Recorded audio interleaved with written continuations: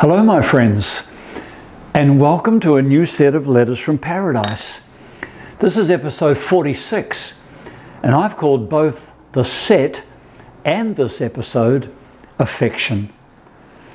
A number of years ago I was privileged to spend some quality time with Peter McHugh from Stairway Church in Melbourne, and he shared with me something that has fascinated me ever since.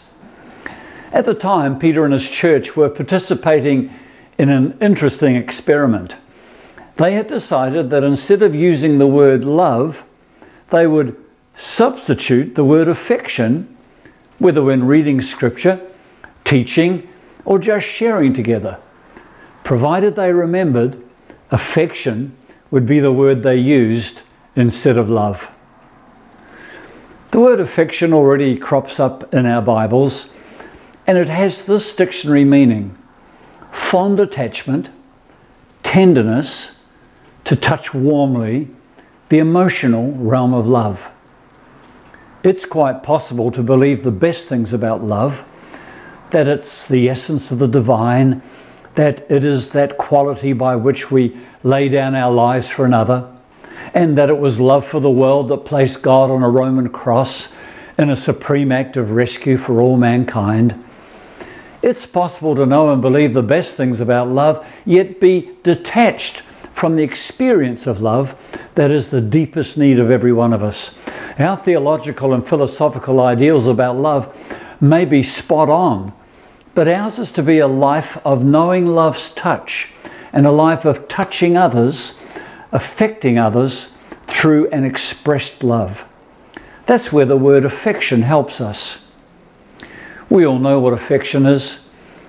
When someone is being affectionate toward us, we know it. And when we are showing affection towards a person, we know that too.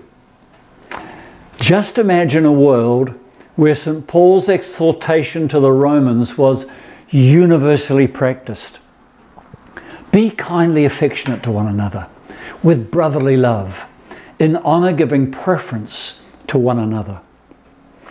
When all things were created, they came forth from love. And we see from the smallest particles to the vast expanse of the universe, this fond attachment, drawing all things together, an attractional force that reconciles, forgives, binds together, and never stops doing so.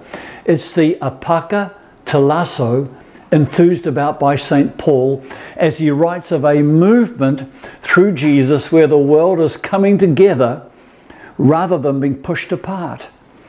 And whenever he or Jesus, John or Peter exhort us to love, exhort us to kind affection, it's an appeal to flow with rather than against this glorious vision of everything and everyone. Imagine a world like that. When we are kindly affectionate towards a person, we are saying, you're touchable, and I choose to do that honourably and with sincere warmth. I choose to bring you into my circle of affection. And where does that come from? Why? It comes from God, who created us. It comes from that unfathomable relationship that exists between Father, Son, and Spirit. An unbroken circle of true affection, boundless joy, deep intimacy, and other-centered love. Baxter Kruger says that this is the womb of the universe and of humanity within it. No wonder we have this profound longing to experience affection.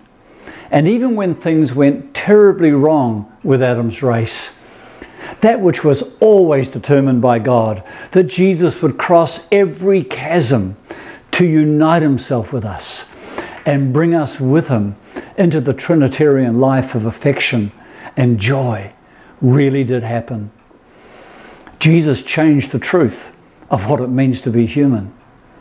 What I take from this is another compelling reason why affection is so intuitive to every man, woman, boy, and girl, whether they believe it or not. God has swept up every one of us into his circle of affection, so that whenever we are affectionate towards another, something will resonate inside them. Something will be saying, this is right, this is good, This is true to who I am. The beauty and wonder of affection is to be tender and warm, to touch, hold, play and kiss, to both weep and rejoice with one another. This is what St. Paul urges us to put on, just as we would an item of clothing. You'll find this to be a perfect fit for you. It's the tender, kind, affectionate you really are. I believe it, dear friends.